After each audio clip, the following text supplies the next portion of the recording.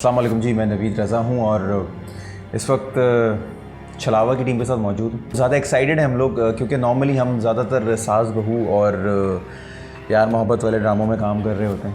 ये थोड़ा हट के है, एक हॉरर सीरियल है, सुपर नेचुरल इवेंट पे based.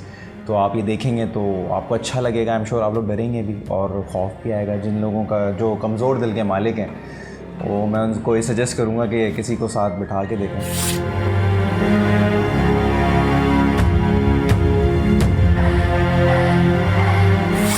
Because of the uniqueness of the character और स्क्रिप्ट जैसे मैंने बताया डिफरेंट है। जिस तरह से इसको पूरा कंपाइल करके क्राफ्ट बनाया गया है स्क्रिप्ट का, it's a very different script and it's horror based as I told you guys. तो यही मेरा इंटरेस्ट था और हर day I was very excited on the set.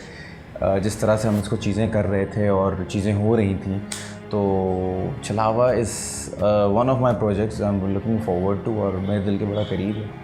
हाँ, that's a very interesting question. Actually मैं बताऊं कि हम already when we were stepping to the set of Chhalava, हमारे दिमाग में बहुत सारी चीज़ें थी कि किस तरह से करेंगे, things will be very crazy weird. So हम एक स्कूल का सीक्वेंस कर रहे थे, that was a very long sequence. और उसके बारे में ये था कि एक तो स्कूल जिसमें हम जहाँ शूट कर रहे थे वो इट्सेल्फ बहुत ही भारी जगह थी। आई डोंट नो आप इस बात से मेरे रिलेट कर सकेंगे कि नहीं। कभी कभी आप कहीं वॉक इन करते हैं तो कुछ लोगों में एक फील होती है, एक सेंस होता है कि उन्हें लगता है कि this place is not normal या बहुत भारी है, you feel headache. So just regular day हमने वहाँ जाके वॉक इन किया, सामान वामान रखा, काम शुरू किया। जैसे हमने काम शुरू किया तो मतलब उस तरह की चीज़ें हमारे साथ नहीं हुई कि मतलब लाइट टूट गई, लाइट बंद हो गई, कैमरा टूट गया, नहीं। बहुत वेird तरह से चीज़ें हो रही थी। हमारा काम नहीं पूरा हो पाता था वहाँ पे। हर फैसिलिटी मौजूद थी, एक्टर्स मौजूद थे, सब होता था, लेकिन वो काम पूरा नहीं हो पाता था। जैसे सीन शुरू किया है तो सीन ख़त्म नहीं हो पा रहा। जैसे एक सीन है जिसमें Naveen is picking me up on the wall, वो में गोस्ट आया है और वो सीन नहीं हो पाए। कोई ना कोई इंजरी हो रही है किसी को, कोई बीमार हो रहा है, कोई कुछ हो रहा है। इमेजिन करें वो सीन हमने कोई 3 स्पेल्स में डिफरेंट तरह से किया है। लोग चेंज हुए हैं, मैं खुद बीमार हुआ, नवीन बीमार हुई। मतलब वो एक था कुछ, वो कहते हैं ना, भारी था वो सेट। और वो सेट भारी था या इस ड्रामे की वजह से कुछ ऐसा हो रहा था, आई डोंट नो। लेकिन ये हमने फील किया और ये बहुत वेयर्ड था। और वो पूरा सीक्वेंस जब आएगा स्क्रीन पे तो आप लोगों को दिखेगा। It's a very weird and scary sequence जो आप देखेंगे। और फिर बताइएगा आपको कैसा लगा। हाँ, यही वाला जिसकी मैंने अभी आपसे डिस्कशन किया, जिसमें मुझे नवीन ने उठाना है, नवीन ने मुझे फेंकना है, मैं गिरा हूँ, उसके बाद फिर स्टेयर्स से गिरना है, फिर वो भागते हुए जाके ग्रिल पर टकराना है। तो उसमें वो, अब देखिए, जब आप सीन कर रहे होते हैं तो आपने वो बहुत ज़्यादा आप स्टंट्स या प्रिकॉशनरी चीज़ें नहीं यूज़ कर सकते। तो उसमें बहुत चोटें लगी हैं, उसमें कपड़े फटे हैं, उसमें छिला है, पूरा हाथ छिल जाते थे, टांगें छिल जाती थी। तो वो बड़ा दिल के करीब भी है और वो बहुत ज़्यादा सुपर नेचुरल भी है सीक्वेंस, क्योंकि वो करने में हमें बड़ी तकलीफ़ें हुई, बड़ी दुश्वारियाँ हुई हैं और परेशान हुए हैं वो हम करने में। अब परेशान किए गए हैं कि हम खुद अपने आप को परेशान कर रहे थे, वी डोंट नो दैट। इसमें I am living a life of Fawad. Fawad is a teacher, एक नॉर्मल से स्कूल का टीचर है फवाद।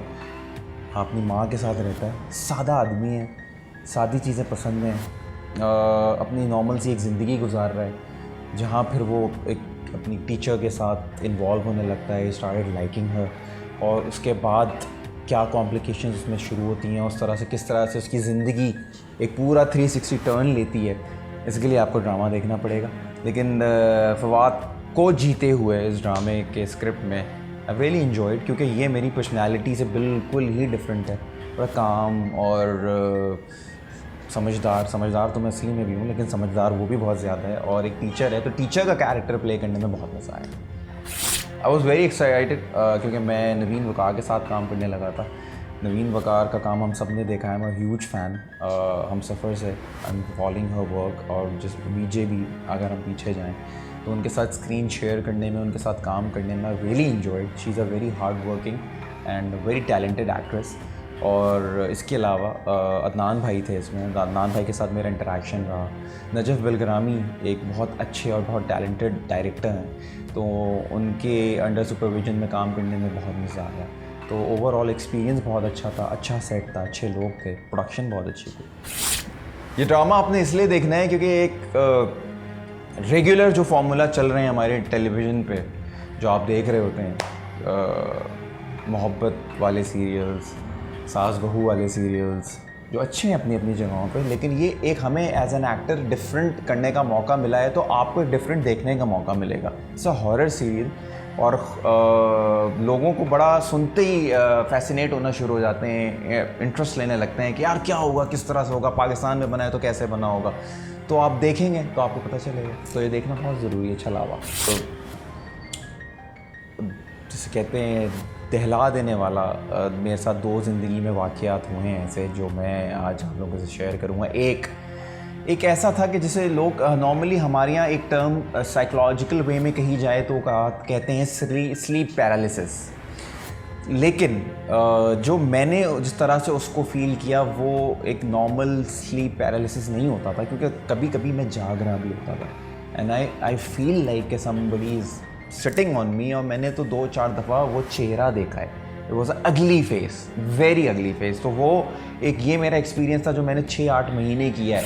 हॉरेबल एक एक्सपीरियंस हमने किया है, लेकिन थैंक गॉड दुआओं से और आयतुल कुर्सी ने बड़ा हेल्प किया इसमें, तो मैं उससे बाहर निकल आया। और दूसरा मेरे साथ एक दफ़ा ये हुआ कि मेरे नाना का इंतकाल हुआ था, तो मैं कब्रिस्तान बहुत जाता था फातिहा के लिए, मैं उनके बहुत करीब था।